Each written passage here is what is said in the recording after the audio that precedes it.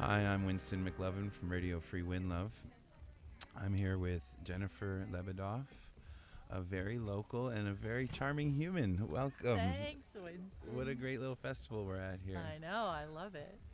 Tell me about yourself a little bit. I grew up out here. Actually, I lived in Pass Creek in Shore Acres as a kid, and I moved away for a lot of years and came back a year and a half ago. And I play this instrument, and I teach yoga in a little studio in my house called the Elderflower. And Amazing. yeah, I teach yoga primarily to people who identify with women's recovery communities. So recovery from addiction from substance, or like fucking Tinder, or Yeah, there's like, a lot of things to recover yeah, from in the modern like, world, yeah, definitely. yeah, like the Amazing. patriarchy, the anything. So we self-select. We don't identify as our addiction per se, but we practice yoga together, and we sing, and we share our Amazing. experience, and yeah, Humanity that brings us all back to center somehow. yeah, word, Well, good on you. yeah. Yeah. What are your methods? What are your approaches when you're approaching the community? Teaching yoga? Well, I guess bringing Or back to just center. However, it seems like you have a multi-practice here, from yoga to music to all totally, of it. So. totally. Well, I just taught a course in Bhakti, which is the path of devotion. And it incorporates story and music and song to connect us to each other and to our highest self. And so I find that that's very healing and adds so much beauty to life. And it's kind of a different approach to recovery, because a lot of approaches have us kind of beat ourselves up a little bit and live in kind of the shame and kind of the it's kind of that perspective where we're going through our traumas, and I teach trauma-informed practice, but in this way that it adds so much beauty to your life. And I'm with you. I Yeah. feel like in so many ways, whether we're trying to heal ourselves or heal the world around us, a lot of people tend to grapple with the problems at hand and then maintain a grappled position, kind of labeling it as they go. yeah, But in the end, some part of our birthright is to have peace and beauty and love and art and 100%, music around us. 100%. And That thing's not out there somewhere. It's like right here, and it's in this collective, and it's in each, spending time with each other. it's almost a revolutionary act in itself, just Right. to create spaces for beauty and art. Right. Well, that's the thing. It's like sometimes I think that people look at me and think that I'm Pollyanna, or that I'm like, just living on this pink cloud. Right. But there is, and that's not to say that I see really hard things in my life, and there's this opportunity that we have to experience beauty and creativity and abundance even in some of our most difficult times. And so I think the world needs more connection and more joy and more encouragement, and I'm not ashamed of my recovery. I'm really proud of it. It's really made my life better. And Well, you're a bright, shiny person coming in here, obviously, right from the first thing. So if it's pink clouds, then they're working. Yeah. They're That's doing right, their that's thing. right. It's good. Yeah. I've often felt like that with a media project like this. When you're engaging with media, there's a lot of narratives that already exist in media around us. And sometimes I find it really important to stay away from those narratives and just lean into the beauty and lean into the humanity of people. Yeah. And in a way that has a way of chasing some skeletons out of the room. And I agree. I think that if I'm to rephrase what you said, media usually comes in with this approach of, here's the list of questions that I'm going to ask you to get you to say Right. where I want you to go, rather than having this openness and this curiosity. So I loved how we sat down and I was like, do we have to do these questions? And you're like, no. No, you're just like, tell me about yourself. And Yeah.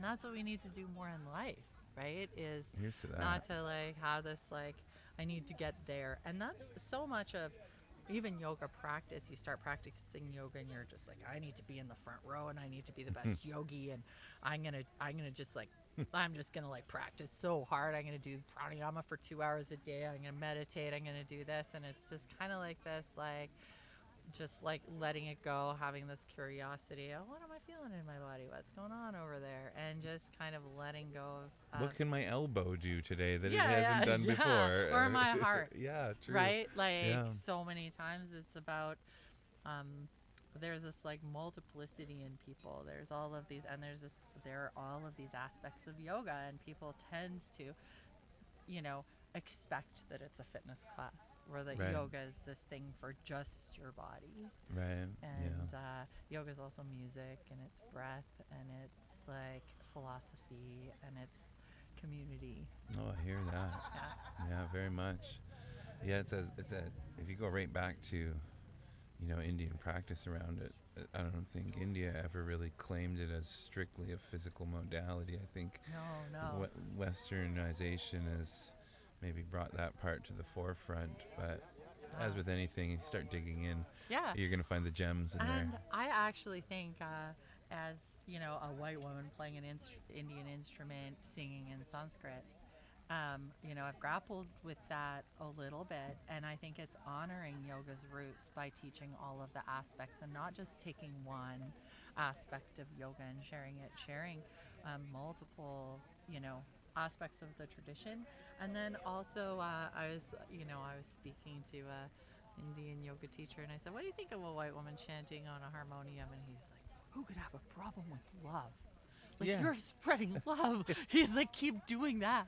And I was like, "Okay, I'll do that." I noticed when traveling in India that they have a very different approach to. Often people have a very different approach to colonialism than what you would think. And like I remember walking down a street, and there's a Sarasvati temple there, and there's a Right. Shiva temple, and then there's a temple to Mother Teresa, and then there's a mosque, Mm. and there's a Catholic church.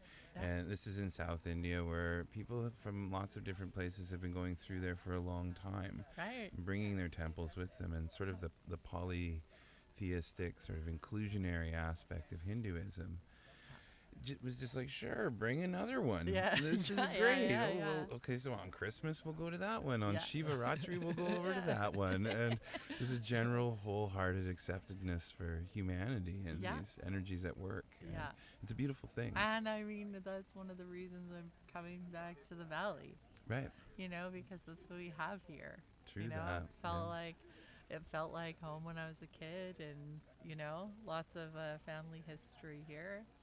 Well, And let's touch back on your work Yeah. here before we close back Yeah. up, because you are doing work locally with the people around you. And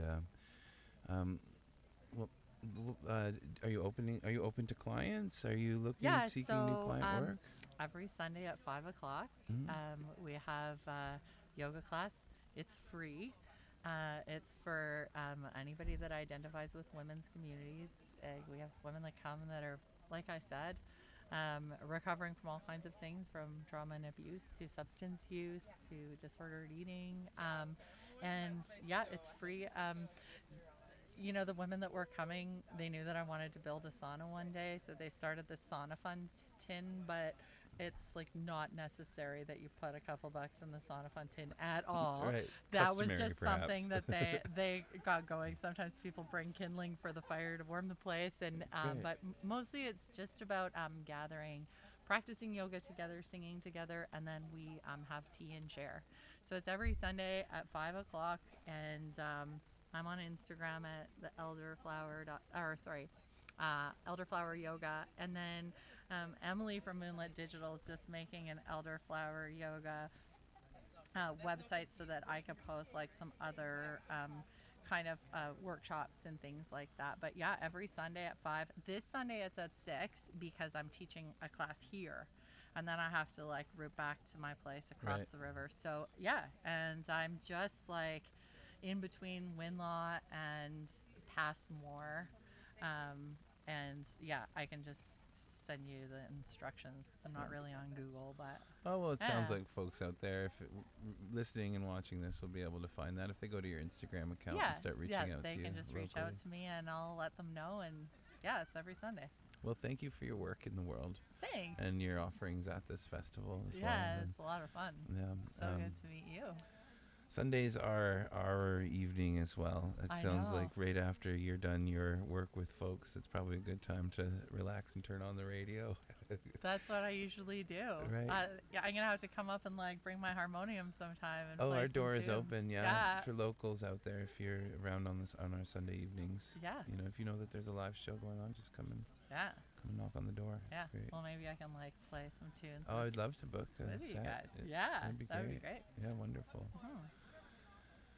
Well, I think that calls our interview That's for it. now. It's good to know you. Awesome. Thanks for tuning in, everybody. This is Radio Free Winlove at the Kootenay Yoga Festival. Here with Jennifer Lebedoff, and I'm Winston McLovin. It's great to be here.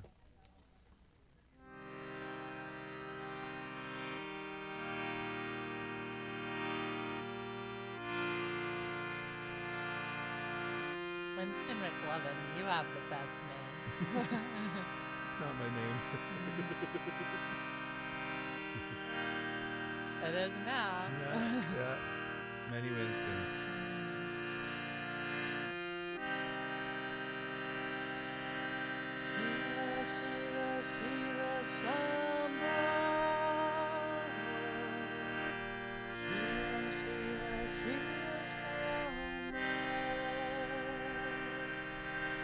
Shiva Shiva